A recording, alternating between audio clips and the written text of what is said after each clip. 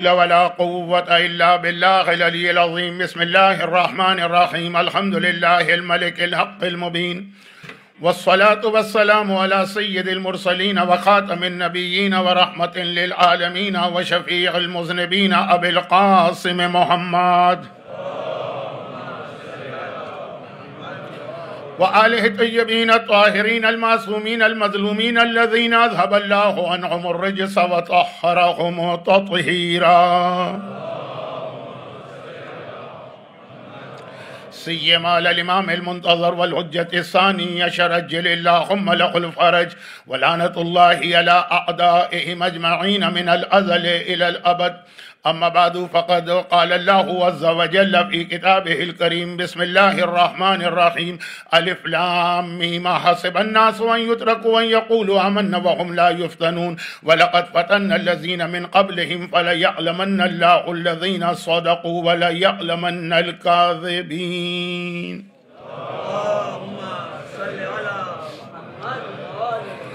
1447 ہجرہ کے ایام ازا کی 6 محرم کی مجلس، اور جو لوگ مجھے ریگولر سنتے ہیں ان کو معلوم ہے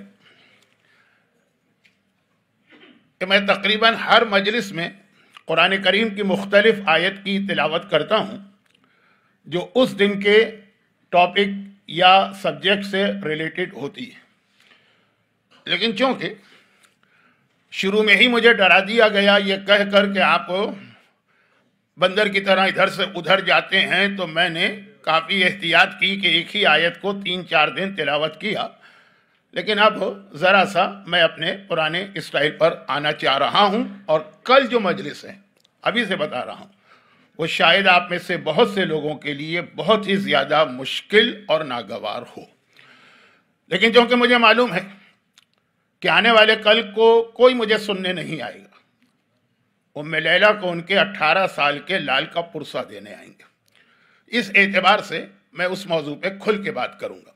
اچھا، اب میں اس سے پہلے کے بات کو آگے بڑھاؤں، ایک مختصر سی تمہید جو میری ایک عادت ہے ہر مجلس کے شروع میں، چاہے آپ مجھے بندر قرار دے دیں، چاہے آپ مجھے دجال قرار دے دیں، یہ دجال کے لفظ کیوں آیا ہے؟ اچھا، میں یہ بات عرض کروں کہ جو لوگ مجھے سن رہے ہیں تو نئے لوگوں کو شاید یہ لگ رہا ہوگا کہ مولانا نے اس کرٹیسزم کو ہارٹ پہ لے لیا۔ اب میری ایج ہے کہ میں ان چیزوں کو ہارٹ پہ لے لوں، پوری زندگی گزر گئی یہ سنتے ہو، میں انجوائے کرتا ہوں، اس قسم کے جو ٹائٹل مجھے ملتے ہیں میں انجوائے کرتا ہوں، لیکن ساتھ میں ڈرتا بھی ہوں۔ ڈرتا کن معنوں میں ہوں کہ اللہ کے رسول کی 2 الگ الگ حدیثیں، ایک حدیث تو بنو امیہ کے بارے میں ہے کہ میرے ممبر پہ بندر اچکیں گے، اور ایک حدیث آخری زمانے کے بارے میں بھی کہ آخری زمانے میں میرے ممبر پہ بندر آ جائیں گے اور وہ ناچا کریں گے۔ تو یہ ڈر ہوتا ہے کہ کہیں اس حوالے سے تو میں اس حدیث میں شامل نہیں۔ اور ایک لفظ میں نے کہا دجال، مجھے اندازہ ہے کہ مسجد علی میں آنے والا crowd due to any reason, مجھے نہیں معلوم کیا ریزن ہے، امام زمانہ کا ذکر اتنا پسند نہیں کرتا، مجھے نہیں معلوم، میں سب کی بات نہیں کر رہا ہوں جرنلائز، لیکن جو شروع میں نے 2-3 دن تھوڑا ذکر کیا اسی پر تو یہ کرٹیسزم ہوا نا کہ آپ اپنے سبجیکٹ سے ہٹ گئے ہیں، امام زمانہ ہو کہ کوئی بھی ہو ہمیں نہیں سننا، خلاصہ یہ تھا۔ تو دجال کی خاصیت کیا تھی؟ دجال آدمی کا نام ہے کہ دجال سسٹم کا نام ہے کہ دجال کسی گورنمنٹ کا نام ہے کہ دجال کون؟ وہ اپنی جگہ، لیکن اس کی خاص بات یہ ہے کہ اس کے دجال جو ہے اس کے اندر وہ ون سائیڈڈ، یک طرفہ ہوگا، ایک آنکھ کانا۔ موضوع سے نہیں ہٹ رہا ہوں، بہت دور چلے جاؤں گا اگر موضوع سے ہٹ گیا تو اب اس کے جو خاص بات ہے کہ وہ خالی دنیا دیکھے گا، آخرت کو نہیں دیکھے گا۔ یہ جملہ آنے والے کل کی مجلس میں مزید آگے بڑھے گا، لیکن میں کس حوالے سے ڈرتا ہوں کہ میں بھی کہیں دجال نہ بن جاؤں۔ دجال تو ایک بڑا دجال ہے، بہت سارے چھوٹے چھوٹے دجال ہیں، جیسے شیطان ایک بڑا دجال ہے جو چیف، بہت سارے چھوٹے چھوٹے شیطان ہیں، یہ سب حدیث ہیں۔ تو وہ یہ ہے کہ اگر ون سائیڈڈ مجلس ہو، جو مجھ سے اکثر لوگ کہتے ہیں کہ مولانا صرف آپ ڈراتے رہتے ہیں، کبھی کوئی رحمت کی بات بھی کیا کرے، تو وہ بھی ایک دجال کا پہلو ہے نا کہ اگر دین کا صرف ایک رخ پیش کیا جائے۔ کل کی رات شب جمعہ ہے، شب جمعہ موت اور قبر کو یاد کرنے کی رات ہے، تو مزید یہ بات ادھر ہوگی، لیکن آج اس 2 دن کی تمہید کو مکمل اس لیے کر دوں کہ اس کا کچھ تعلق آج رات کے مصائب سے بھی، اور وہ یہ ہے کہ انسان جس ماحول میں رہتا ہے، جو اس کا سراؤنڈنگ ہوتا ہے، جہاں پہ وہ پیدا ہوا پلا بڑھا، اس کے ایفیکٹس اور اثرات مرتے دم تک اس پر رہتے ہیں۔ اب اگر کسی گاؤں میں پیدا ہونے والا ہے اور آج وہ حالات اور زمانے کو دیکھتا ہوا نیو جرسی میں بھی آ گیا تو بہت ساری چیزیں بدل جائیں گی، لیکن کچھ پرانی باتیں جو اس کو خود بھی نہیں پتا ہوگا، انکانشیسلی اس کے ڈی این اے میں آ چکی ہوں گی، وہ اس کے ایفیکٹ پڑیں گے۔ تو بہت ساری چیزیں ایسی ہیں جو دین کا حصہ نہیں، ہمارے کلچر کا حصہ ہے، لیکن چونکہ ہم نے جب سے ہوش سنبھالا ہے ان کو اور دین کی چیزوں کو ہمیشہ ساتھ ساتھ دیکھا ہے، تو ہم یہ سمجھنے لگے ہیں کہ یہ بھی دین کا حصہ ہے۔ یہ والی چیزیں جو کلچر کے ساتھ، کلچر کی وجہ سے دین کے ساتھ ہیں، یہ آہستہ آہستہ خود ہی بدل جاتی ہیں۔ اس میں کچھ کہنے کی ضرورت نہیں ہوتی ہے، فتویٰ نہیں دینا پڑتا، اس میں کوئی جہاد کرنے کی ضرورت نہیں، کیونکہ پہلی بات تو یہ کہ غلط باتیں کوئی تھوڑی ہیں، کلچر ہی ہو لیکن غلط کوئی تھوڑی ہے۔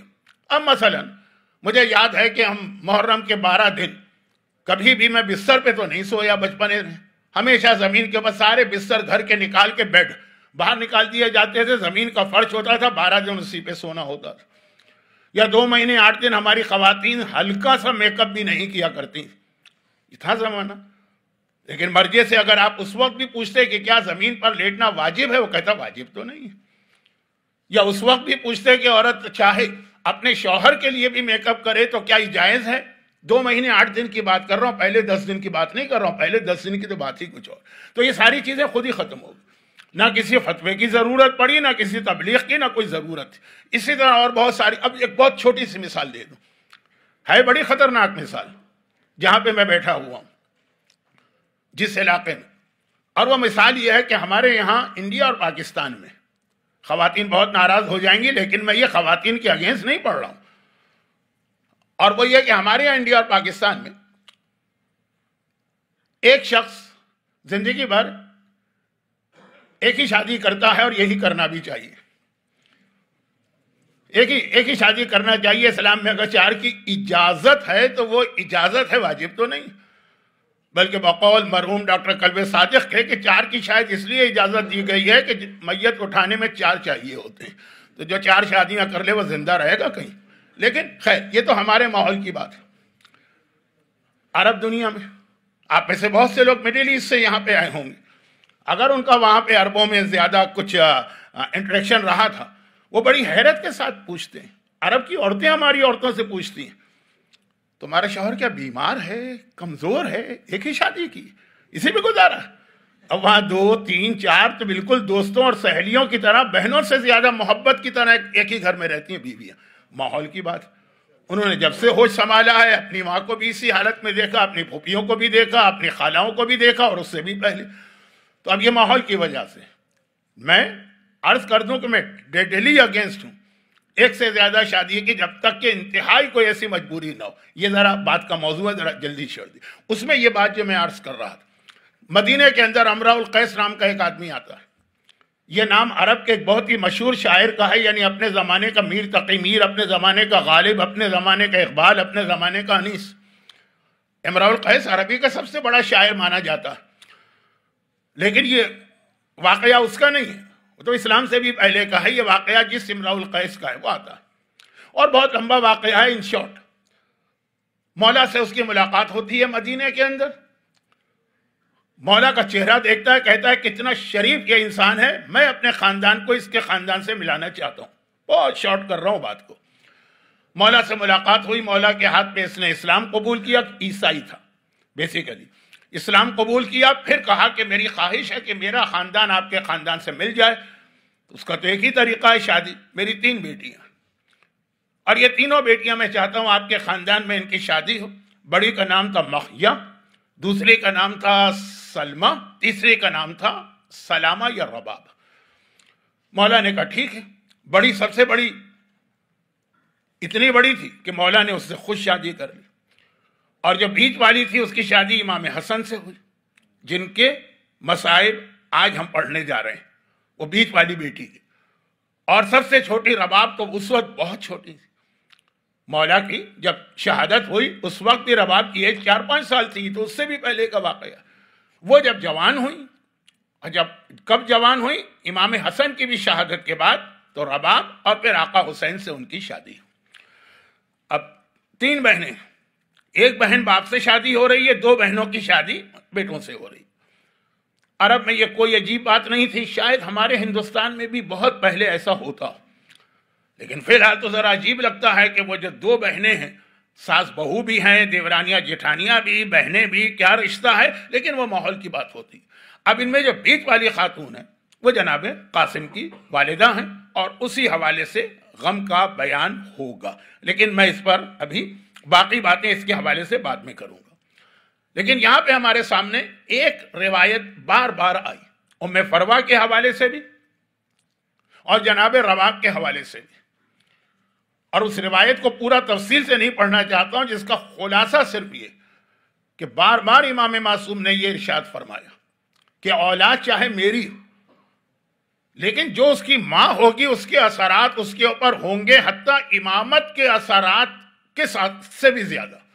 یہ زیادہ تفصیلی بات آپ سنیں گے ام البنین کے حالات میں کہ علی کا ہر بیٹا اور ہر بیٹی رتبے میں برابر نہیں، باپ تو سب کا ایک ہے، لیکن چونکہ مائیں الگ ہیں تو رتبے الگ ہو رہے ہیں۔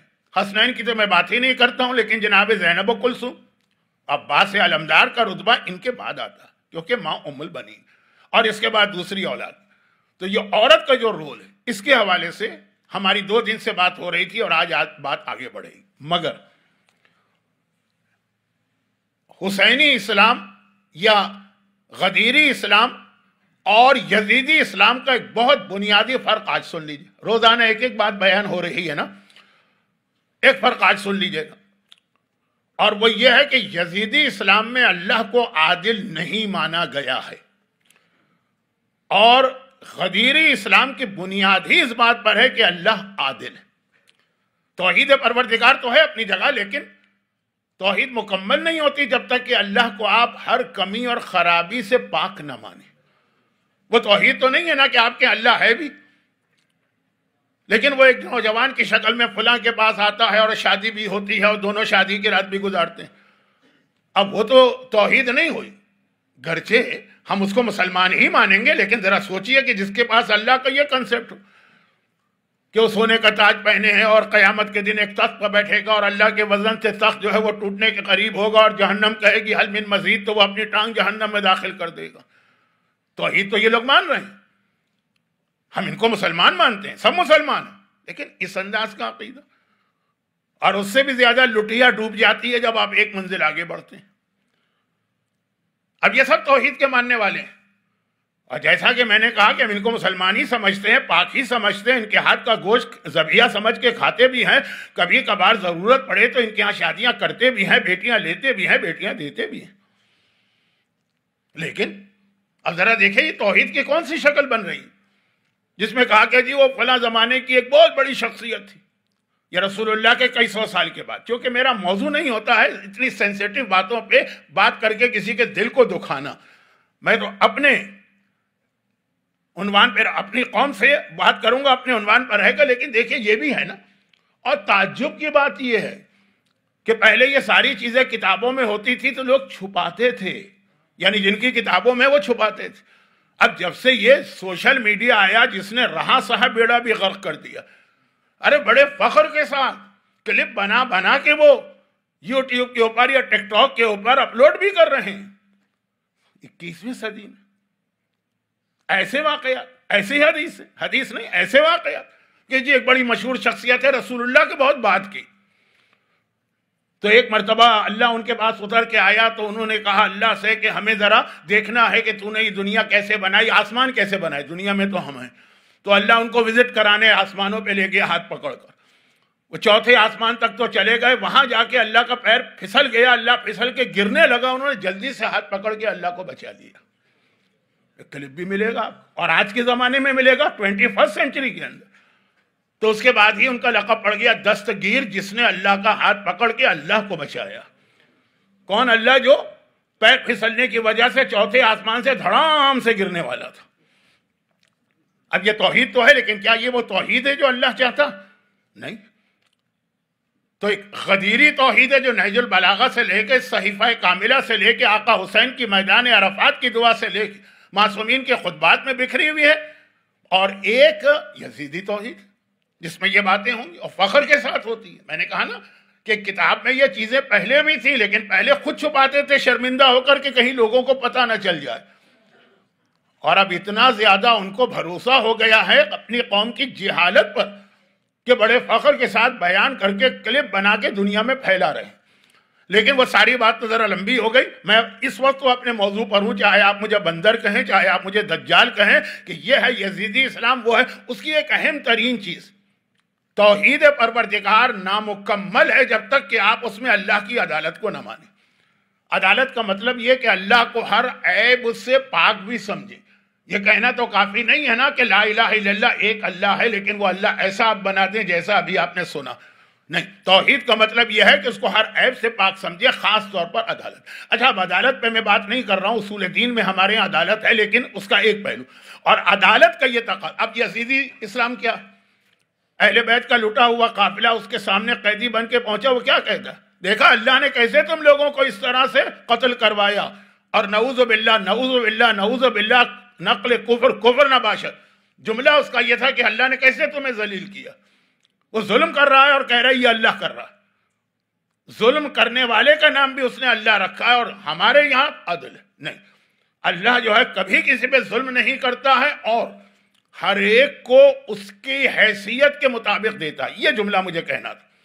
اب 3 دن سے میں گفتگو کر رہا ہوں ایک جملہ، اور وہ یہ ہے کہ عورت کو اسلام نے صحیح معنوں میں پہلا سسٹم ہے، میں ریلیجن بھی نہیں کہتا ہوں، پہلا سسٹم ہے جس نے عورت کو عزت دی، احترام دیا، مرد کے برابر قرار دیا، مگر یہ کہہ کر کہ دونوں کا اسٹیٹس برابر ہے، ایکول ہے، بٹ ڈیفرنٹ۔ مولا کی ایک حدیث نہج البلاغہ کے آخر والی، صرف حدیث نہیں پڑھوں گا، لیکن اسی جملے کی وضاحت جہاں مولا بتا رہے ہیں کہ ایکول بٹ ڈیفرنٹ، خیار و خصال الرجال شرار و خصال النساء، و خیار و خصال النساء شرار و خصال الرجال، مشہور حدیث سے پڑھی جاتی ہے، نہج البلاغہ کے آخر میں آپ کو ملے گی کہ 3 چیزیں ایسی ہیں کہ مردوں میں آ جائیں تو بہترین ہے، عورتوں میں چلی جائیں تو بدترین۔ برابر ہے دونوں، لیکن یہی چیز اگر عورتوں میں چلی گئی تو بدتر، اور 3 چیزیں ایسی ہیں کہ عورتوں میں آ جائیں تو بہترین ہے، اور مردوں میں چلی جائیں تو بدترین۔ یہ حدیث نہیں پڑھ رہا ہوں، بالکل موضوع بدل جائے گا، اور آج میرے پاس وقت کم ہے کیونکہ اب وہ راتیں ہیں جہاں غم کا بیان ذرا زیادہ کرنے کو دل چاہتا۔ تو اب یہاں پہ کیا ہے کہ دونوں ہیں برابر لیکن ڈیفرنٹ، ذمہ داری الگ الگ۔ اب جو عورت کو اتنی عزت اور احترام دی، ایکول کہا، اس کے بعد ایکول کہہ کر بھی جب وہ ماں بن جاتی ہے اس کا رتبہ کتنا بلند کر دیا۔ الجنت تحت اقدام الامہات، جنت ماں کے پیروں تلے، انسان کی پوری جنت ماں۔ اب یہ بہت مشہور حدیث ہے، آپ نے سنی ہے، البتہ یہاں بھی وہی چیز ہے کہ اس کے 2 میسج ہیں، ہم ایک میسج سنتے ہیں، دوسرا نہیں سنتے ہیں، وہ ابھی دوسرا بھی آئے گا، لیکن ابھی تو ہم تمہید کی منزل پر۔ آپ گھڑی دیکھ کر کہیں گے مولانا آدھی مجلس ہو گئی، آپ کی تمہید ہی چل رہی ہے، لیکن وہ ایک جو اصل چیز مجھے تھی عدالت۔ جب کسی کو اسلام زیادہ عزت دیتا یا اس کا اسٹیٹس زیادہ ہائی بتاتا، وہ کہا نا اس نوجوان نے کہ یا رسول اللہ، نہیں امام کی حدیث نہیں، رسول کی حدیث، کہ میری ماں بہت بوڑھی ہو گئی تھی، اپاہج ہے، چلنے پھرنے کے قابل نہیں، تو میں نے اسے پورا حج کرایا اپنے کندھے پہ بٹھا کر۔ آج تو پھر بھی حج بہت ہی وی آئی پی ٹائپ کا بن گیا ہے نا۔ اب کمپیئر لوگ کیسے کرتے ہیں حج کو؟ اب آپ کہیں گے مولانا پھر چھلانگ لگا کے بندر بنے، لیکن یہ ہماری ٹریجڈی۔ کمپیئر کیسے کرتے ہیں؟ ابھی میں حج کی بات کر رہا ہوں، اسی حج کی 2 الگ الگ قافلے والے ایک دوسرے سے بات کر رہے تھے، جی ہمارا قافلہ اچھا ہے کہ آپ کا قافلہ اچھا ہے، فیسلٹی وائز، عبادت کے اعتبار سے نہیں، دعاؤں کے اعتبار سے نہیں، مسائل کے اعتبار سے نہیں، ٹریننگ کے اعتبار سے نہیں، حج صحیح اور غلط ہونے کے اعتبار سے نہیں، فیسلٹی کے اعتبار سے۔ تو جی وہ دوسرا جو قافلہ تھا اس کے پیکج میں $2000 زیادہ تھا۔ یہ میں پاکستان کی بات کر رہا ہوں، یہاں کے قافلوں کو میں نہیں جانتا، اب تو یہاں قافلہ بنانا بھی بہت مشکل ہو گیا۔ تو کہا کہ جی آپ نے $2000 ایکسٹرا دی، کس بات کے؟ کہا اس بات کے کہ تم نے عرفات میں کھانا کھایا تھا۔ کہا کھایا تھا۔ کیا تھا؟ کہا بوفے تھا۔ سرو کیا تھا کس نے؟ کہا وہ تھے ان کے ورکر۔ کہا ہمارا عرفات کا بوفے تھا تو ہمارے یہاں لڑکیاں سرو کر رہی تھیں، ہمارے سامنے لا کے ڈشیں رکھ رہی تھیں۔ تو ہمارا حج تم سے اچھا ہوا. یہ میں اپنے کانوں سنی بات کر رہا ہوں، میرے سامنے کی بات. وہاں تو کوئی نہیں پہچانتا کون کیا ہے نا، جو مجھے کیا پہچانے، سبھی ایک احرام میں. لیکن اپنے کانوں سے سن رہا ہوں کہ حج ہمارا اس لیے اچھا ہو گیا، اور $2000 ایکسٹرا ہم نے خوشی سے دے دیا کہ عرفات میں جو ہمیں کھانا دیا جا رہا ہے وہ لڑکیاں لا لا کے سرو کر رہی. یہ ہے حج کا حج. تو اب جب رسول اللہ کا زمانہ تھا اس وقت بہت ہی ٹف حج تھا. جنہوں نے آج سے 50 سال پہلے حج کیا، 40 سال پہلے حج کیا، 30 سال پہلے حج کیا، ان سے پوچھ لیجیے. وہ گرمی، کوئی فیسیلیٹی نہیں، کوئی خیمہ نہیں، پانی نہیں مل رہا، کھانا نہیں مل رہا. اس حالت میں یا رسول اللہ میں نے اپنی ماں کو اپنے کندھے پہ بٹھا کے پورا حج کرایا، جس کے اندر پورا حج پیدل. تو کیا میں نے ماں کا حق ادا کیا؟ پیغمبر نے کہا ماں کا حق، جب 9 مہینے تیری ماں نے تجھے پیٹ میں اٹھایا، اس ایک رات کا حق ادا نہیں کیا اگر تو نے اس کو اپنے کندھے پہ بٹھا کے حج کیا. ایک رات جو ماں نے تجھے اپنے شکم میں اٹھایا. اب آج کل تو زمانہ ایسا ہی ہے نا کہ پیرنٹس تو ایک بیکار چیز ہو گئے، ان کا کام گزر گیا. وہ ٹیشو ہیں ہم اٹھا کے ان کو پھینک دیتے ہیں، چاہے باپ ہو یا ماں ہو. لیکن میں یہ نہیں بتا رہا ہوں کہ ماں کا رتبہ کیا، یہ نہیں بتا رہا ہوں. تو میں بتا رہا ہوں جب اسلام نے اتنا بڑا رتبہ دیا ہے تو اللہ عادل ہے، کسی وجہ سے دیا. اس کی اتنی بڑی کوئی ذمہ داری ہے جس کی وجہ سے اس کو اتنا بڑا اسٹیٹس ملا. میں نے 3 دن پہلے بھی ایک بات کہی تھی نا کہ علماء کا رتبہ بہت بلند، لیکن علماء کی ذمہ داری کتنی بڑی ہے کہ وہ پھسل کے گریں گے تو پورے قوم کا ایمان ختم ہو جائے گا. میں زیادہ تفصیل میں نہیں گیا تھا، لیکن علماء کا اتنا بڑا رتبہ، اتنا ثواب ہے. حتیٰ ان کے چہرے کو دیکھنا بھی عبادت قرار دیا گیا ایک روایت میں. چہرہ تو میں نے بڑی بات کر دی. شیخ عباس قمی کی منتہی الاعمال میں 7ویں امام کی حدیث پڑھ لیجئے، کہا کہ ان کے گھر کا دروازہ دیکھ لو تو یہ بھی کبھی عبادت بن جاتا. میں تفصیل میں نہیں جا رہا ہوں، لیکن خلاصہ یہ کیونکہ ذمہ داری اتنی بڑی. جس کی بڑی ذمہ داری ہوگی اس کو ثواب بھی زیادہ ملے گا. آپ بھی جانتے ہیں، اب آپ جب جاب کرتے ہیں تو جتنا بڑا آپ کا عہدہ ہوتا ہے اتنی بڑی ذمہ داری ہوتی ہے، اتنی اچھی آپ کو سیلری بھی ملتی ہے اس کے اعتبار سے. تو عورت کی ذمہ داری کیا ہے؟ عورت کی ذمہ داری ہے اولاد کی صحیح تربیت کرنا. اب پہلے اس حدیث کا دوسرا انٹرپریٹیشن، ایک ہی انٹرپریٹیشن ہے مگر 2 حدیثیں، ایک ہی حدیث ہے، اس کے 2 میسج. ایک حدیث کبھی ارشاد فرمائی جاتی مگر دیکھنا پڑتا ہے کہ یہ حدیث کس سے ایڈریس کس کو کیا جا رہا ہے، آڈینس کیا. یہ حدیث کہ جنت ماں کے پیروں تلے ہے، جب یہ بچوں سے کہی جائے، یعنی پیغمبر جب بچوں کے سامنے یہ حدیث پڑھے، بچوں سے مطلب یہ اولاد ہے، تو مطلب ہے کہ ماں کے اسٹیٹس کو پہچانو، ماں کی عظمت کو پہچانو، ماں کے رتبے کو پہچانو. تمہاری اس جنت کا دار و مدار ماں پر.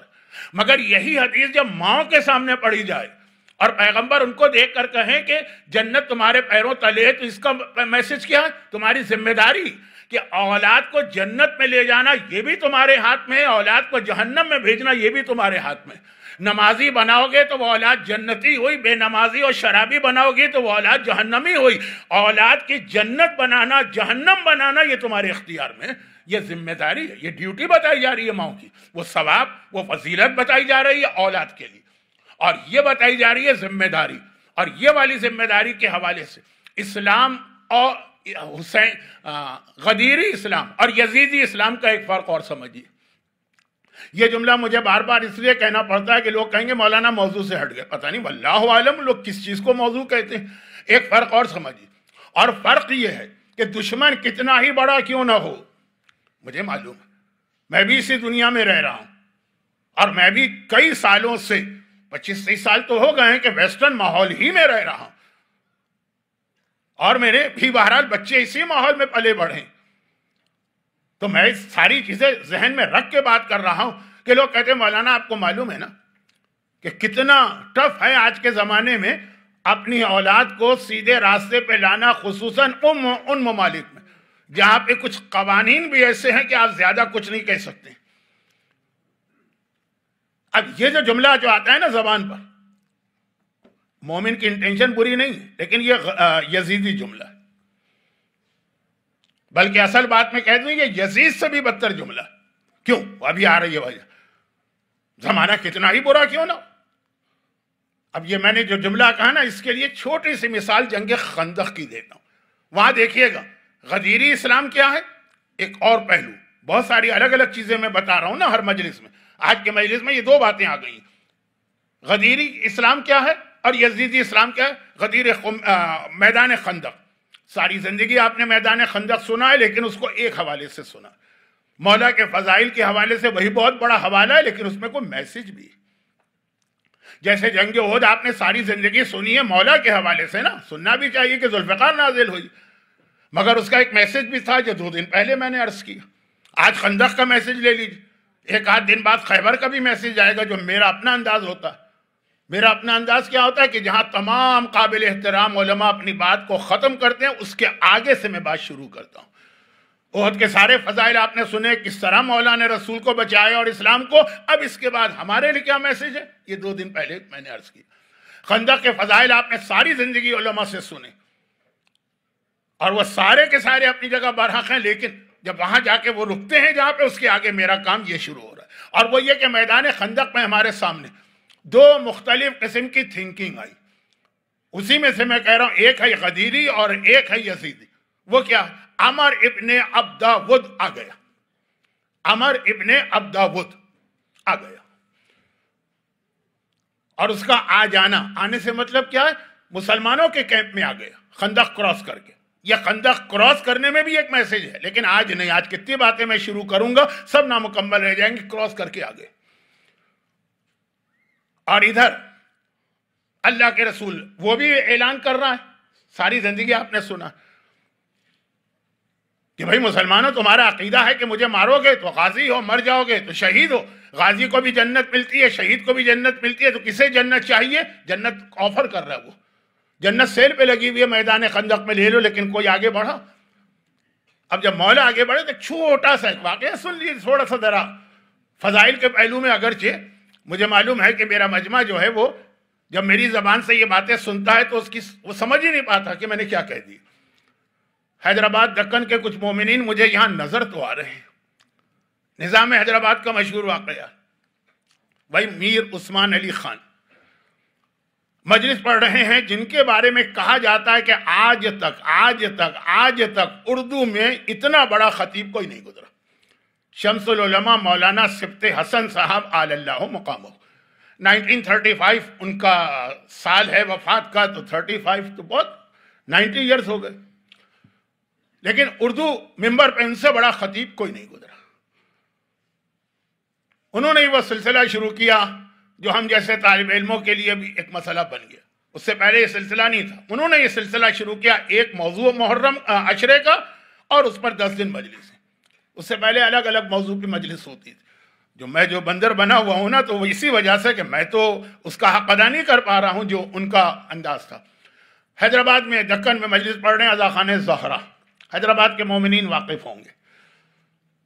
ایک مرتبہ خندق کی بات ہوئی اور کہا کہ مولا چلے, تو نظام حیدرآباد نے وہیں سے روک دیا ان کو اور کہا کہ یہ بتائیے کہ علی پیدل چلے. اب یہ الفاظ میرے ہیں کیونکہ کوٹ ٹو کوٹ تو میں نہیں کر سکتا, مجھے بھی نہیں معلوم. کہا کہ علی پیدل چلے. کیا رسول اللہ کے پاس ایک گھوڑا بھی نہیں تھا کہ علی کو دے دیتے کہ گھوڑے پہ بیٹھ کے جا؟ عمر ابن عبدود تو گھوڑے پہ آیا ہے نا, اسی گھوڑے کو ایڑ لگا کے اس نے خندق کو کراس کیا, اور علی پیدل جا رہے ہیں. تو کیا جواب تھا ان کا, یاد ہوگا آپ کو. اور یہ جواب جو ہے تو ذرا لائٹر وے میں, لیکن اس میں اسلام کی اہل بیت کی دشمنی والی پوری ایک جو یہ کہیے کہ جو ایک مہم یا کمپین ہے وہ اس جواب میں آ گئی. شمس العلماء مولانا سبط حسن صاحب کا جواب یاد ہوگا نا, یہ ممبر پہ پڑھا جاتا. یہ میرے موضوعات تو نہیں ہیں, ہمارے قابل احترام علماء پڑھتے ہیں اور بعد کے علماء اس کو ریپیٹ کرتے ہیں. یہی کہا کہ یہی جواب دیا نا کہ مسئلہ یہ نہیں تھا کہ رسول کے پاس گھوڑا تھا کہ نہیں تھا. ایک گھوڑا تو ہر حالت میں تھا, مگر مسئلہ یہ تھا کہ علی اگر گھوڑے پہ بٹھا کے بھیجے جاتے اور یہ حدیث آ جاتی کہ آج کل ایمان کل کفر کے مقابلے میں جا رہا, تو بعد کے مسلمان کیا کہتے کہ رسول نے علی کو نہیں کہا تھا, گھوڑے کو کہا تھا. آپ کو معلوم ہے نا کہ ہر چیز, جیسے ایک چھوٹی سی مثال دے دوں جو آپ میں سے کم لوگوں نے سنی ہوگی.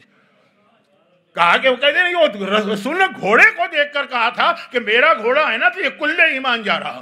رسول بالکل علی کو خالص رکھنا چاہتے ہیں. اس کی ایک مثال دے دوں, جنگ خیبر. اب ایک بات آ گئی ہے تو بات میں بات عرض کر دوں. جنگ خیبر, اب یہ وہ جنگ ہے کہ صحیح بخاری میں مولا کے فضیلت کی 3 ہی حدیثیں آئیں. امام بخاری نے بڑی احتیاط کے ساتھ اپنی کتاب لکھی ہے.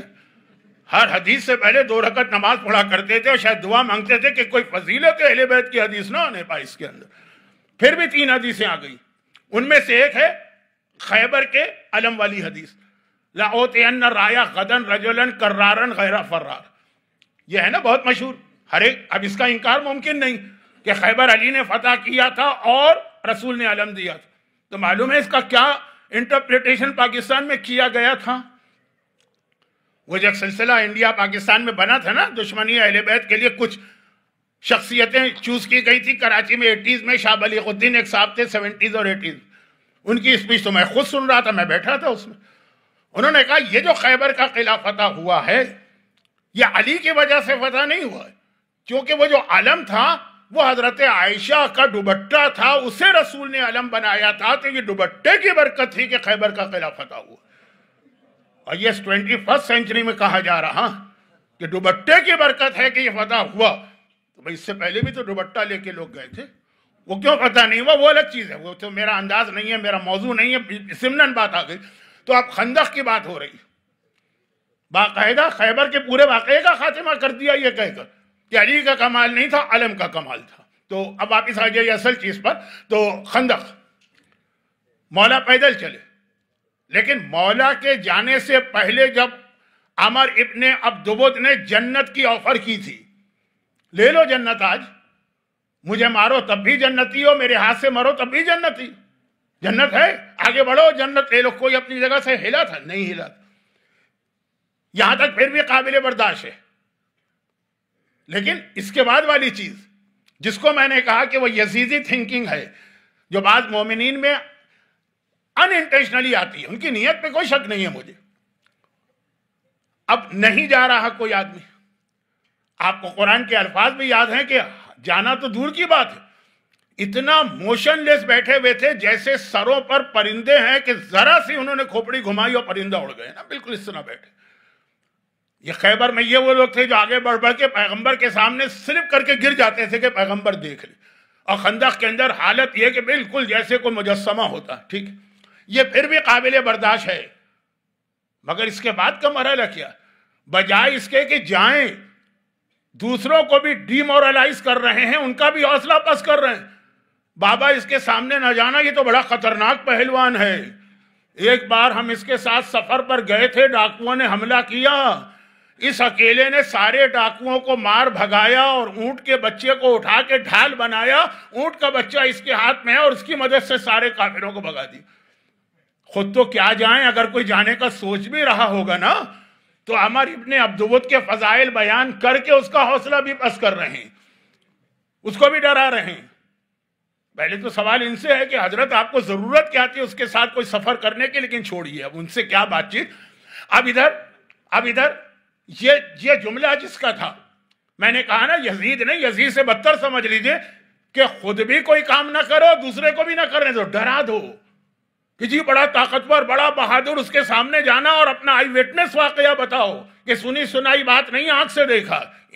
اب آئیے اسی خندق کے میدان میں غدیر اسلام دیکھی، اب جب یہ کامنٹس چل رہے ہیں لوگوں کے، ایک دوسرے کو روکا جا رہا ہے، ان کو ڈرایا جا رہا ہے، ان کو پریشر میں لایا جا رہا ہے، اس وقت مولا ایک بار نہیں، دو بار نہیں، تین بار کھڑے ہوئے، چوتھی بار پیغمبر نے اجازت دی، لیکن اجازت دینے سے پہلے ایک جملہ کہا نا رسول نے، ساری زندگی آپ نے واقعات سنے ہیں، تو اس لیے میں بہت تیزی سے بات کر رہا ہوں کہ کم وقت میں زیادہ میسج پہنچ جائے۔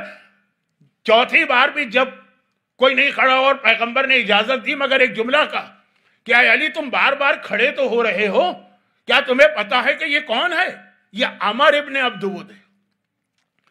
ابھی جو میدان خندق میں لوگ کامنٹس کر رہے ہیں نا کہ اتنا بہادر، اتنا طاقتور، اکیلا 1000 کے برابر ہے، پورے ڈاکوؤں کو اس نے بھگا دیا، اونٹ کا بچہ اس کے ہاتھ میں ایک ڈھال بن کے آ گیا، اس کو ذہن میں رکھیے۔ پیغمبر کہہ رہے ہیں علی تمہیں پتا ہے کہ تم جس کے سامنے جا رہے کون ہے؟ وہ عمر ابن عبدود۔ مولا کا جواب یاد ہے نا، کیا کہا تھا مولا نے؟ یا رسول اللہ اگر عمر ابن عبدود ہوا کرے، انا علی ابن ابی طالب، میں بھی تو ابو طالب کا بیٹا علی ہوں۔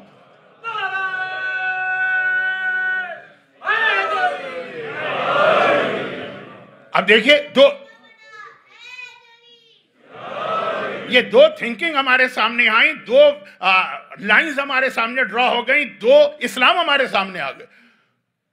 یزیدی اسلام یہ ہے کہ خود بھی مقابلہ نہ کرو، ڈرے سہمے بلا وجہ انڈر پریشر آ جاؤ سامنے والے کی طاقت دیکھ کر، اور وہ غدیری اسلام ہے کہ جہاں کہا جائے کہ کتنا ہی طاقتور کیوں نہ ہو، میں بھی تو ابو طالب کا بیٹا علی ہوں، میں برابر سے مقابلہ کروں گا، جو ہوا وہ ہوا۔ تو اب مولانا یہ 21ویں صدی ہے، مولانا یہ ویسٹرن کنٹریز ہیں، مولانا یہاں کا ماحول ایسا ہے، مولانا یہاں کے قوانین ایسے ہیں، مولانا یہاں پہ ہمارے پرابلمز ایسے ہیں، آپ لوگوں کو کیا پتا، آپ گھر سے ممبر، ممبر سے گھر، ملا کے دوڑ مسجد تک، یہ ساری باتیں کہی جاتی ہیں اور صحیح بھی ہے، میں مانتا بھی ہوں۔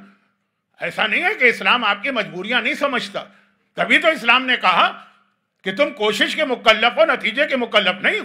تمہارا کام خالی کوشش کرنا ہے، پھر بھی اگر وہ بچہ شرابی بنا، پھر بھی وہ بچی بے حجاب بنی، پھر بھی وہ بچہ بے نمازی بنا اور تم نے کوشش کر لی، تمہاری ذمہ داری ختم۔ یہ اسلام مان رہا ہے ہماری مجبوری، لیکن کوشش ہے کہ نہیں۔ لیکن اب یہ میدان خندق سے ہمارے سامنے دو اسلام آ گئے، ایک علی والا اسلام کہ جہاں کہا گیا کتنی ہی بڑی طاقت سامنے کیوں نہ ہو، مومن مقابلہ کرے گا، برابر سے مقابلہ کرے گا، ڈٹ کے مقابلہ کرے گا، اور ایک یزیدی اسلام کہ خود بھی نہیں کریں گے، دوسروں کو بھی ڈرائیں گے۔ اور آئیے اس کی ایک بہترین اگزامپل سن لیں، کوشش، اور یہ اگزامپل بہت زیادہ توجہ چاہتی ہے، گرچہ بہت مشہور ہے، بہت مشہور ہے۔ میں یہ نہیں کہہ رہا ہوں کہ میں کوئی نئی بات آپ کو بتا رہا ہوں، بہت مشہور ہے، بلکہ میں اکثر کہتا ہوں ہماری قوم کی ٹریجڈی یہی کہ بہت ہی مشہور باتیں بھی لوگ سنتے ہیں لیکن اس کے میسج پہ نہیں جاتے ہیں۔ اگر کوئی ایسی بات میں آپ سے کہوں جو آپ نے کبھی نہ سنی ہو، پتہ نہیں کس کتاب میں لکھی ہے، پتہ نہیں کون سی تفسیر میں ہے، آپ کہیں میں نے کبھی نہیں سنا، تو سمجھ میں آتا۔ لیکن جو آپ نے سنا ہوا بھی، اور وہ کیا، اور وہ یہ کہ اب جو بات اولاد کے حوالے سے ہو رہی ہے کہ آپ ونر ہیں کہ لوزر ہیں۔ ابھی آج سے 50 سال پہلے جس حالت میں انڈیا اور پاکستان میں لوگ گزارا کر رہے تھے، غربت بھی تھی، سٹینڈرڈ آف لیونگ بہت ہی لو تھا، جو کچھ بھی تھا، اور آج آپ جتنی اچھی زندگی گزار رہے ہیں، دنیا کی ہر فیسلٹی آپ کے پاس، لباس سے لے کے، مکان سے لے کے، گاڑی سے لے کے، جاب سے لے کے، فیسلٹیز سے لے کے، جس چیز کو دیکھی۔ لیکن آپ ونر ہیں یا لوزر؟ کچھ گین کیا ہے آپ نے کہ کچھ گین کرنے کے چکر میں اس سے زیادہ کھو دیا، وہ اپنی جگہ ایک الگ موضوع ہے۔ یہ زیادہ یہ باتیں کر کے آپ کو مزید ڈپریس نہیں کرنا ہے، لیکن صرف ایک آپ کو اگزامپل پیش کرنا، اور مشہور اگزامپل ہے، خالی ایک اشارہ کر دینا کافی ہوگا، اور وہ یہ کہ آج کل ہمارے کئی علماء تربیت اولاد یا اولاد کو دیندار بنانے کے ٹاپک پہ بات کرتے ہیں، اور بہت ساری چیزیں بتاتے ہیں کہ یہ ہے، یہ ہے، یہ کرو، یہ کرو، یہ کرو۔ کچھ چیزیں میری زبان پہ بھی آ گئی، لیکن میں کہتا ہوں وہ سب ایک الگ بات ہے۔ اللہ نے ہر انسان کو فطرت کے اعتبار سے نیک بنایا، کل مولود یولد علی فطرت الاسلام، ہر ایک فطرت کے اعتبار سے ٹھیک۔ اور اس میں ایک جملہ میں اور عرض کر رہا ہوں، بہت ساری بیماریاں ایسی ہیں، بہت ساری بیماریاں ایسی جو ہیریڈیٹری میں چلتی ہیں، بزرگوں سے بچوں کو منتقل ہوتی۔ ہم حیران ہو کر کہتے ہیں کہ بھئی ہم نے کبھی کوئی بے احتیاطی نہیں کی، پھر بھی ہم کیوں ہو گئے ڈائبیٹک؟ کہا کہ نہیں، آپ کے بزرگوں میں کوئی ڈائبیٹک پیشنٹ ہوگا تو یہ چیز آپ کے یہاں ہوئی۔ اب یہ آپ کے سامنے باتیں کرنا تو اپنا مذاق اڑانا، لیکن آپ کو پتہ ہے بہت ساری بیماریاں، اور اس کے اندر ایک فارمولہ بھی یہ ڈاکٹرز دیتے ہیں۔ اب یہاں بہت سارے ڈاکٹرز ہیں، ان سے معذرت کے ساتھ، اور وہ یہ ہے کہ کبھی ایسا ہوتا ہے، بلکہ زیادہ تر ایسا ہوتا ہے، پیرنٹس کی بیماری فرسٹ جنریشن میں نہیں آتی ہے، سیکنڈ میں آتی ہے۔ ایک بیچ والی جنریشن بچ جاتی ہے، باپ اور ماں، اس کا بیٹا بیٹی ٹھیک ہے، لیکن پوتا پوتی، نواسا نواسی، گرینڈ چلڈرن، ان میں یہ بیماری آتی ایک جنریشن کے بعد۔ اب آ جائیے تربیت اولاد یا اولاد کو دیندار بنانا، نہیں بنی آپ کی اولاد دیندار، کھو دیا آپ نے اپنی اولاد کو، آپ لوزر ہیں یہاں آ کر۔ لیکن اپنی کوشش کی تو اللہ کے یہاں پر یہ ذمہ ہے، اور اگر مزید لگے رہے تو جو سیکنڈ جنریشن ہے۔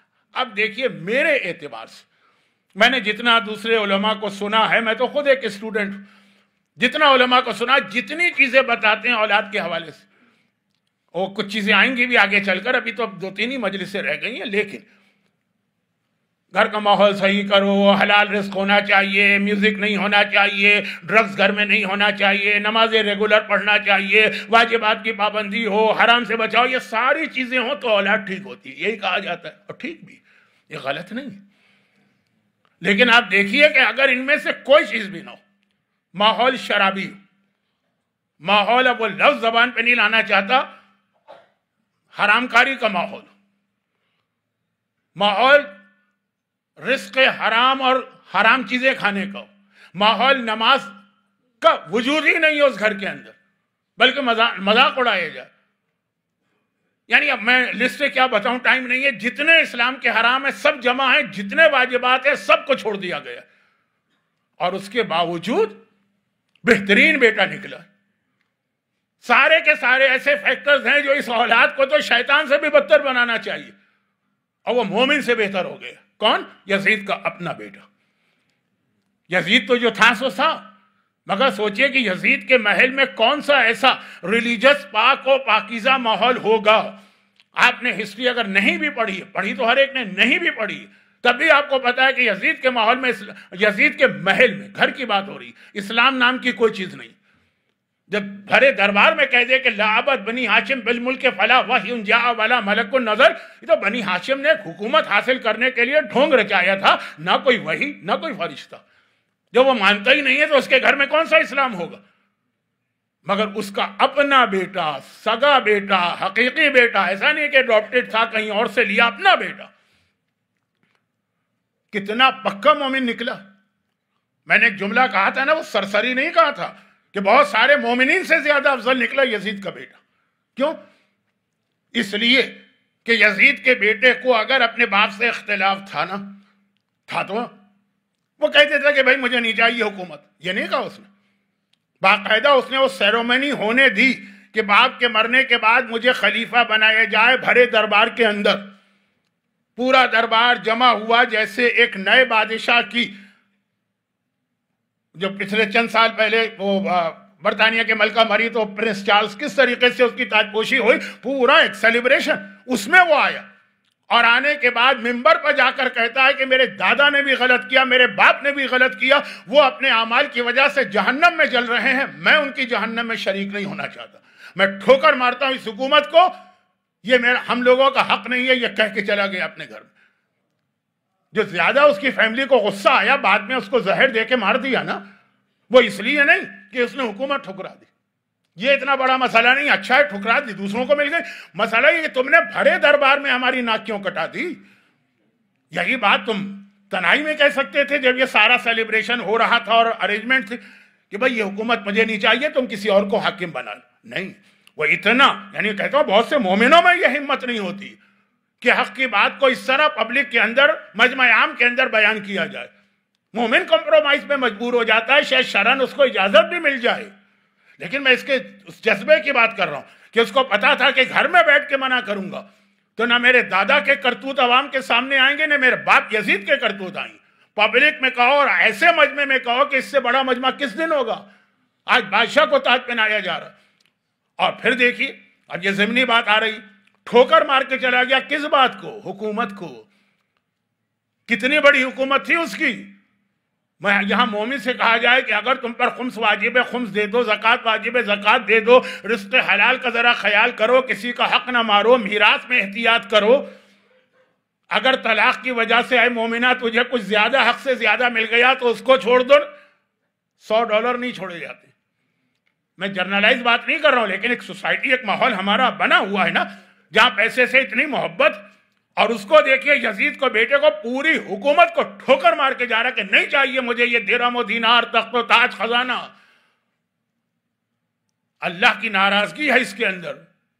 اتنا ایسا جذبہ بہت سارے مومنوں میں نظر نہیں آئے گا. لیکن اس کا آخری خلاصہ کیا نکلا، اس لیے کہ بہت ٹائم میں نے لے لیا اور آج سے تو وہ آتے ہیں جب غم کا بیان زیادہ. خلاصہ یہ نکلا کہ ہیومن نیچر ایسی چیز ہے کہ بدترین انسان یزید کے گھر میں بھی اس کا اتنا نیک اور بہترین بیٹا پیدا ہو سکتا جو ہمارے لیے ایک رول ماڈل بن سکتا. اتنے سارے آج کل یزید کے حمایتی یوٹیوب پر بھرے پڑے ہیں نا، ان سے کہو تم زیادہ جانتے ہو یا یزید کا اپنا بیٹا زیادہ جانتا. لیکن یہ ایسی مثالیں جو ہیں نا وہ ہم کو ملیں گی دشمنان اہل بیت کی. باپ دشمن اہل بیت تو بیٹا بھی، جیسے حاکم شام کا بیٹا یزید، اور بیٹا باپ برا تو بیٹا اچھا. اہل بیت کا گھرانہ بالکل پاک و پاکیزہ ہے، کیونکہ یطہرکم تطہیرا. وہاں چھوٹے سے لے کے بڑے تک آپ کو کوئی ایسی نگیٹو مثال نہیں ملے گی ٹل 6 امام. وہاں سے پھر ذرا معاملہ گڑبڑ ہے، وہ انشاءاللہ کل و پرسوں کی مجلس میں. اب ذرا اندازہ کریں، بہت ہی چھوٹے بچے کو بھی ذرا سا باتیں بنا کے برین واش کر کے کوئی چیز کہلوانا آسان ہے اور بہت بڑے کو بھی، لیکن جو ایج قاسم کی تھی نا 13 سال، نہ سمجھ بھی نہیں ہے، اور یہ بھی نہیں کہا جا سکتا کہ 18-20 سال کے اتنے میچیور انسان ہیں. ہم جانتے ہیں کہ میچیور ہے، لیکن ایج کی بات کہہ رہا ہوں. جب اتنا پوچھا حسین نے، یا بنیا کیفا عندک الموت، بیٹا تیرے نزدیک موت کیسی؟ یہ قاسم سے پوچھا ہے، کسی اور سے نہیں پوچھا. احلی من الاصل، چچا یہ تو شہد سے زیادہ مجھے خوشگوار لگتی ہے. حسن کا لال ایسا ہی جملہ کہے گا. قاسم کے ایک جملے نے اور قاسم کے ایک عمل نے اپنے باپ پر لگنے والے 2 بڑے ایلیگیشن یا تہمتیں یا الزام کا بھی جواب دے دیا. آقا حسن کی جو پکچر دشمنان اہل بیت پیش کرتے ہیں، وہ کیا پیش کرتے ہیں؟ حسن کو زندگی سے محبت سی، موت سے ڈرتے تھے. تبھی تو صلح نامے پہ دستخط کر لیا کہ مجھے عیش و آرام کی زندگی چاہیے. اب میں بہت، کیونکہ مصائب کا بھی وقت شروع ہو گیا، ٹائم میں نے بہت لے لیا آپ کا آلریڈی. آپ مجھے سننے تو نہیں آئے نا، آپ تو آج آقا حسن کو ان کے لال کا پرسہ دینے آئے. تو میں ویسے ہی آپ کے ساتھ زیادتی کر گیا ہوں، تو بہت جلدی آقا حسن کے بارے میں کہا جاتا ہے عالم اسلام عیش و آرام کی عادی تھے، نعوذ باللہ. میدان کی سختیاں برداشت نہیں کر سکتے تھے، چنانچہ حق اور باطل کو سوچے بغیر انہوں نے مصالحت کر لی، کمپرومائز سلو کر لی. حسن کے جواب نے بتا دیا کہ جس کا بیٹا 13 سال میں کہہ دے کہ موت میرے نزدیک شہد سے زیادہ شیریں، کیا اس کا باپ کوئی موت سے ڈر سکتا ہے؟ اور دوسری بات، اگرچہ دوسری بات اس سے پہلے بھی ہسٹری میں غلط تھی، لیکن حسن لڑنے والے نہیں تھے. اگرچہ اپنے بابا کے زمانے میں حسن نے جنگ جمل اور صفین میں جو کارنامے کیے تھے، لیکن پروپیگنڈا. قاسم نے اس شامی پہلوان کے 7 بیٹے یکے بعد دیگرے مارے، جو سب عمر میں بھی قاسم سے بڑے، اور حتی آخر میں خود ان 7 بیٹوں کے باپ کو بھی قتل کر کیا. 13 سال کا یہ قاسم حسن کا وارث ہے نا، حسین کا وارث تو نہیں ہے نا. نعوذ باللہ، میں توہین کے لیے نہیں کہہ رہا ہوں. بابا کی شجاعت بھی میدان کربلا میں اس 13 سال کے قاسم نے دکھا دی، اور بابا کا جذبہ بھی دکھا دیا کہ نہ میں موت سے میں ڈرتا ہوں، نہ میرا بابا ڈرتا. تلوار چلانا نہ میرے لیے کوئی مسئلہ ہے، نہ میرے بابا کے لیے کوئی مسئلہ تھا. یہ کربلا کا عجیب شہید ہے قاسم. اور میں قاسم سے زیادہ قاسم کی مادر گرامی کے سامنے عقیدت و احترام سے جھکتا ہی چلا جاتا ہوں. کوئی عورت جوانی میں بیوہ ہو جائے، اور وہ بھی اس حالت میں کہ اپنے شوہر کے کلیجے کو ٹکڑے ٹکڑے ہوتے اپنی آنکھ سے دیکھا ہو، ابھی پوری زندگی باقی، اب اس کی ساری امیدوں کا مرکز اس کا بیٹا ہوتا ہے. اسے پالوں گی، یہ جوان ہوگا، یہ بڑا ہوگا، اس کی شادی کروں گی. جو میری زندگی میں محرومی آئی، یہ محاورتاً کہہ رہا ہوں، اہل بیت کے یہاں محرومی کا کوئی کنسپٹ نہیں ہے، لیکن ایک عام عورت کے اعتبار سے جو میری زندگی جوانی میں بیوہ ہو کے گزری ہے، اب لال کی شادی کروں گی، دلہن لے کے آؤں گی، اور اس کو دیکھ دیکھ کے خوش ہوں. اور ایسی ماں اس طرح سے اپنے بیٹے کو مقتل میں بھیجنے کے لیے تڑپ رہی. کس طرح سے؟ شب عاشور کی روایت ہے، آقا حسین نے جب مردوں کا امتحان لے لیا، جو میں نے بھی کل اشارہ کیا تھا، آپ ساری زندگی سنتے ہیں، تو اپنے خیمے میں آ کے مصلی بچھا کے بیٹھ گئے. بھئی یہی کہہ کر تو 9 محرم کی سپہر عمر سعد سے 1 رات کی مہلت مانگی تھی یا دی تھی کہ مجھے اللہ کی عبادت اتنی پسند ہے کہ 1 رات اور چاہتا ہوں مصلی پہ گزرے. یہ حسین ہے، وہ حسین کا ماننے والا، لیکن نہیں، وہ کل کی بات. یہ حسین مصلی پہ آ کے بیٹھ گئے. اسی مصلی کے لیے، اسی نماز کے لیے حسین نے 1 رات کی مہلت ظاہری طور پہ مانگی تھی، ورنہ ہم اور آپ جانتے ہیں کہ اصل میں تو ان ظالموں کو 1 رات کی مہلت اور دی تھی کہ ابھی بھی سوچ لو. اسی رات نے تو ہر کو ہر بنا دیا، لیکن حسین مصلی پہ، آدھی رات کا وقت ہے، عبادت خدا میں غرق ہیں. ایسی حالت میں آدمی کی ذرا آنکھیں بھی بند ہو جاتی ہیں کہ ایسا لگا میرے قریب کوئی آ کے بیٹھا. آنکھیں کھول کے دیکھا، کیا دیکھا کہ میرے دائیں طرف میرے بھائی کا वारिस मेरे भाई की निशानी कासिम बैठा। कहा कासिम बेटा, आप करबला गए हैं और खेमागाह भी गए हैं और बार बार गए, वो आका हुसैन का खेमा है, बाहर निकलिए, वो सामने उम्मे फरवा का खेमा है कोने में। कासिम बेटा ये यहाँ आके इस वक्त बैठ, ये तो माँ के पास बैठने का वक्त है, तेरी माँ खेमे में अकेली है, जा माँ के पास बैठ। कासिम का जवाब याद है ना कि चचा मुझे तो मेरी माँ ने ही आपके पास भिजवाया, अभी मेरी माँ ने मुझे बुलाया था और मुझसे कहा था कासिम बेटा मैं सैदानी नहीं हूं और तेरी उम्र भी बहुत कम है, ऐसा ना हो कल मख्तल में दुश्मन को देख के डर जाए, तीर तलवार नेज़े कटी हुई गर्दने बहता हुआ खून, तो दुनिया कहेगी हसन का बेटा तो इस तरह पीछे न हटता, ये उम्मे फरवा की खराबी। जाके आका से इतना पूछ के आ जा तेरा नाम कल मरने वालों में शामिल है कि शामिल नहीं। मुझे तो माँ ने ही भिजवाया। हुसैन ने सुना, कासिम को सीने से लिपटाया, कासिम के जिस्म को सूंघने लगे। कासिम बेटा तुझमें से तो मुझे भाई हसन की खुशबू आ रही, अरे मेरा भाई आज होता तो देखता मैं करबला में किन मुसीबतों में घिर गया। कासिम ने एक लम्हे इंतजार किया, कहा चचा आपने मेरे सवाल का जवाब नहीं दिया। हुसैन ने एक मर्तबा फिर कहा कि तू मेरे भाई हसन की निशानी है, अब जरा कासिम को भी। एक मर्तबा शौक लगा, कहा चचा आपका जवाब न देना बता रहा है कि कल के शहीदों में मेरा नाम शामिल नहीं है। हुसैन ने कहा तू बार बार पूछ तो रहा है, इतना बता दे, कैफा इंदकल मौत, मौत मौत की बात कर रहा है, तुझे मौत पता भी है किसे कहते हैं मौत? का चचा अहला मिनल असल, अरे शहद से ज्यादा खुशगवार और मीठी चीज है मौत। हुसैन ने कहा तो सुन, कल के शहीदों में तू अपना नाम पूछ रहा, अरे कल के मरने वालों में तो तेरे भाई अली असगर का नाम भी शामिल है। कासिम तड़प के खड़ा हो गया, चचा क्या ये बेहया फौज खेमों में पहुंच के असगर को शहीद करेगी? अब हुसैन तफसील नहीं बताना चाहते कि कासिम कल का दिन होने दे, और कासिम वापस माँ के पास चला गया। अगला दिन आया, मैंने एक जुमला कहा था ना कि करबला का कासिम की शहादत करबला के बाकी शहीदों से मुख्तलिफ। मेरे एक उस्ताद थे बहुत मुख्तसर अरसे के लिए, अल्लामा तालिब जौहरी के वालिद मौलाना मिर्जा मुस्तफ़ा जौहर, वो अक्सर एक जुमला पढ़ा करते कि करबला में जितने मसाइब थे तमाम शुहदा इन मसाइब में हुसैन के साथ शरीक है ना। प्यास है तो सारे प्यासे हैं, भूख है तो सारे भूखे हैं, गर्दनें कटी तो सबकी गर्दनें कटी, तीर और तलवार खाए तो सबने खाए, मगर एक मुसीबत ऐसी है जिसमें हुसैन का साथ किसी ने ना दिया, दिया तो फकत कासिम ने दिया, अकबर और अब्बास भी नहीं। एक मुसीबत, और वो यह है कि जिस्म का पामाल होना। या करबला में आका हुसैन का जिस्म पामाल हुआ है या आका से पहले कासिम का जिस्म पामाल हुआ था। मगर फिर मरहूम मौलाना मुस्तफ़ा जौहर साहब कहते थे यहां भी एक फर्क है। फर्क यह है कि हुसैन का जिस्म पामाल हुआ था शहादत के बाद, मगर 13 बरस का गुलबदन कासिम जिंदा था जब ये घोड़े कासिम के जिस्म पर से गुजरे। अब किस तरह गुजरे हैं?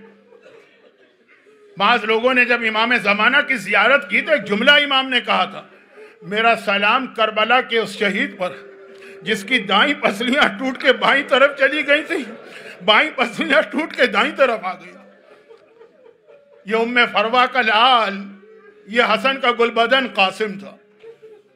और रिवायत यह है कि सुबह आशूर से लेके दोपहर का वक्त आ गया। जब कासिम खेमे में आए, उम्मे फरवा पूछे कासिम तू अब तक जिंदा है? कासिम तू अब तक, जिस माँ की सारी उम्मीदों का मरकज कासिम है, वो पूछ रही अब तक जिंदा। लेकिन अब जो कासिम खेमे में आए, कब? औन मोहम्मद के लाशें आ गए हैं, ज़ैनब कुबरा को उनके लाल का पुरसा बीबियां दे रही हैं।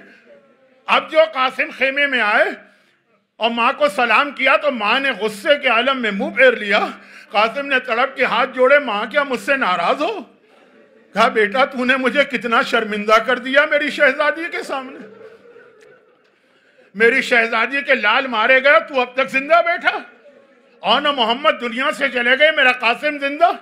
कासिम ने कहा अम्मा किसी से पूछ, बार बार चचा के पास जाता हूं, चचा मुझे मख्तल में जाने की इजाजत दीजिए। اور چچا ایک ہی جملہ کہتا ہے کہ تجھ سے بھائی حسن کی خوشبو آ رہی ہے، میں تجھے کیسے مقتل میں بھیجوں؟ اب یہاں دو الگ الگ روایتیں مقتل میں، آپ کنفیوز نہ ہو. ایک تعویذ والی روایت ہے، وہ بھی آپ سنتے ہیں کہ یہ ہے جو میں پڑھ رہا ہوں، اور وہ یہ ہے کہ یہ جو سننا تھا. تو ام فروہ نے قاسم کے بازو کو تھاما اور زینب کبریٰ کی خدمت میں پہنچی. اچھا، زینب کبریٰ وہ ہیں جو مشکل کشائے عالم باب الحوائج علی مرتضیٰ کی بیٹی. پورے عرب کی عورتیں اپنی اپنی حاجتیں اور پرابلم لے کے زینب کے پاس آتی تھی، اور زینب سب کے مسئلے حل کرتی تھی. لیکن زینب کو بڑی تمنا تھی کہ کبھی میرے بھائی حسن کی بیوہ ام فروہ بھی مجھ سے کوئی خواہش ظاہر کرے، کبھی یہ بھی مجھ سے کچھ مانگے. بار بار کہتی تھی ام فروہ ساری عرب کی عورتیں آتی ہیں، تو نے آج تک مجھ سے کچھ نہیں مانگا. اور ام فروہ ہاتھ جوڑ کے کہتی ہیں شہزادی جسے بغیر مانگے سب کچھ مل جائے وہ کیوں مانگے. لیکن آج ام فروہ زینب کے سامنے گئیں اور ایک مرتبہ کہا کہ اے ملکہ عالیہ، ہے میری شہزادی، آپ نے ہمیشہ مجھ سے پوچھا نا کہ ام فروہ تم نے کچھ نہیں مانگا، آج پہلی بار آپ کی کنیز آپ سے ایک سوال کرنے آئی. زینب کب سے بے چین. ایک مرتبہ کا ام فروہ مانگ کیا مانگتی؟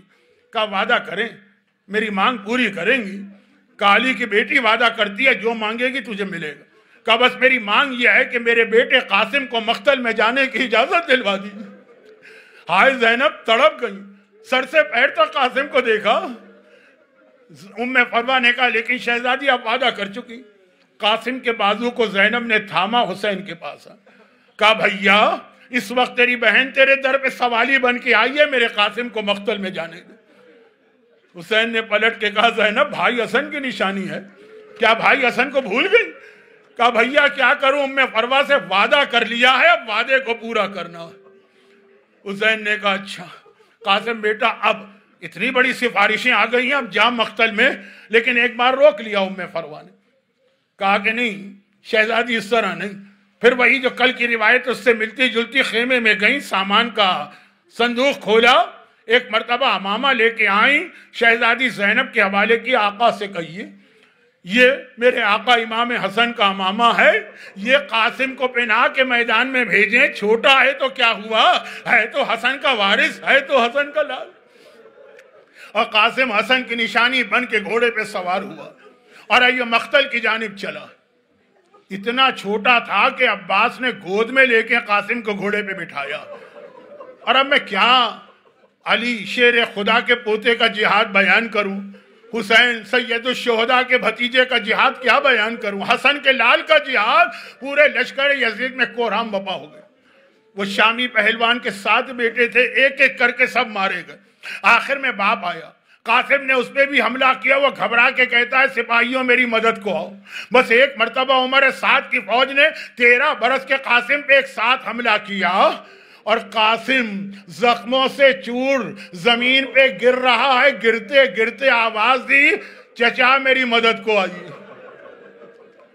یہ کربلا، میں نے کہا نا قاسم کی شہادت میں حسین کے کچھ بالکل مختلف حالات ہیں.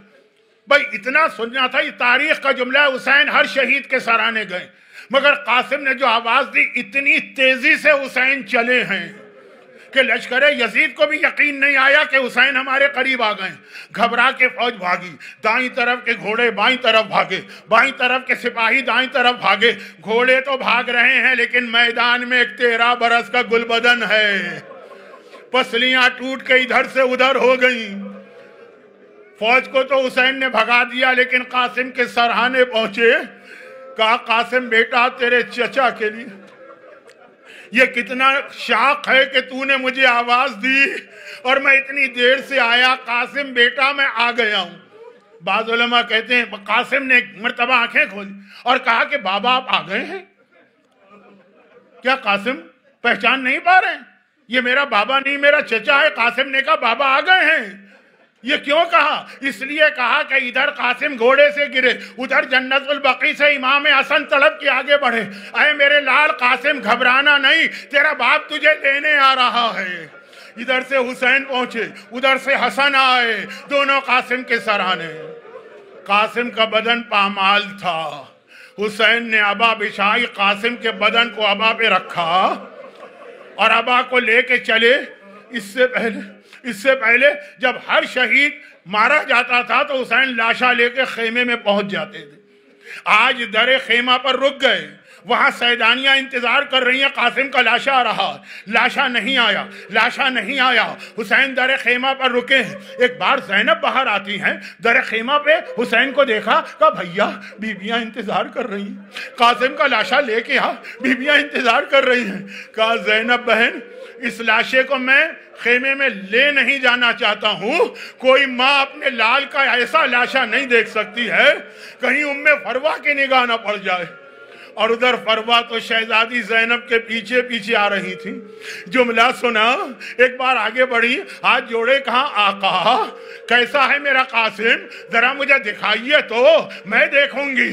اب حسین مجبور ہو گئے, اب آنکھ کھولی, ماں کی آنکھوں کے سامنے 13 برس کا بدن, 13 برس کا گل بدن پامال ہے. ایک جملہ کہا اور اس پہ مصائب ختم کر رہا ہوں. ایک مرتبہ آواز دی, شہزادی زینب, ام فروا پکار رہی, شہزادی زینب, اے شہزادی ام کلثوم, اے لیلا, اے رباب, ذرا آ کے مجھے مبارکباد دو, میری قربانی تو سب سے زیادہ قبول ہوئی ہے. ہائے میرا قاسم مارا گیا, ہائے قاسم, ہائے قاسم, ہائے.